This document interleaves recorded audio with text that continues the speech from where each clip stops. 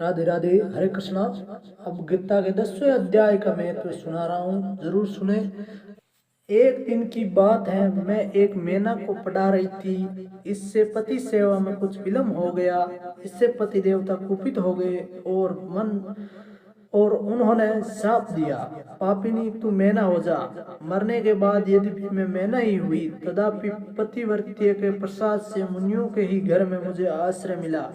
किसी मुनि कन्या ने मेरा पालन पोषण किया। मैं जिनके घर में थी वे ब्राह्मण प्रतिदिन प्रातःकाल विभूति योग नाम से प्रसिद्ध गीता के 10वें अध्याय का पाठ करते थे और मैं उस पापहारी अध्याय को सुना करती थी।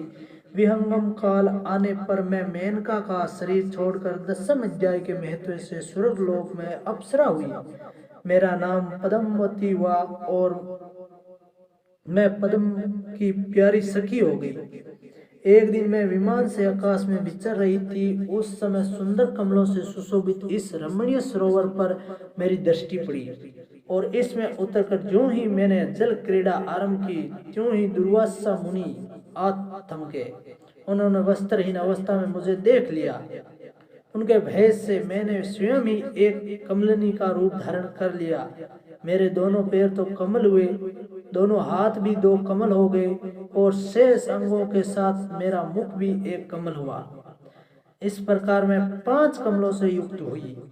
मुनिवर दुर्वासा ने मुझे देखा। उनके नेत्र क्रोध अग्नि से जल रहे थे। वे बोले, पापिनी तू इसी रूप में 100 वर्ष तक पड़ी रह। यह साफ देखकर वे क्षण भर में अंतर्ध्यान हो गए। कमलनी होने पर भी विभूति योगाध्याय के महत्व से मेरी वाणी लुप्त नहीं हुई है। मुझे लांघने मात्र के अपराध से तुम पृथ्वी पर गिरे हो। पक्षीराज यहाँ खड़े हुए तुम्हारे सामने ही आज मेरे शाप की निवृत्ति हो रही है, क्योंकि आज 100 वर्ष पूरे हो गए। मेरे द्वारा गाए जाते हुए उस उत्तम अध्याय को तुम भी सुन लो। उसके स्वर्ण मात्र से तुम भी आज ही मुक्त हो जाओगे।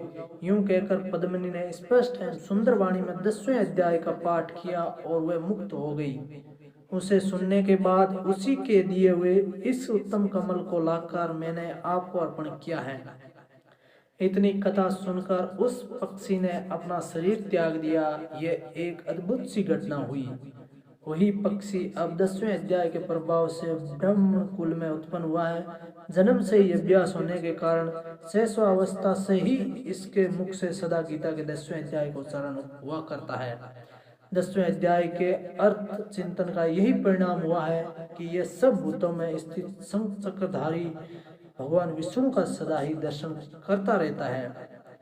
इसकी स्नेह पूर्ण दृष्टि जब कभी किसी देहधारी के शरीर पर पड़ जाती है, तब वह चाहे शराबी और ब्रह्म हत्यारा ही क्यों ना हो, मुक्त हो जाता है तथा पूर्ण जन्म में अभ्यास किए हुए 10वें अध्याय के महत्व से इसको दुर्लभ तत्व ज्ञान प्राप्त है तथा इसने जीवन मुक्ति भी पा ली है। अतः जब यह रास्ता चलने लगता है तो मैं इसे हाथ का सहारा दिए रहता हूँ।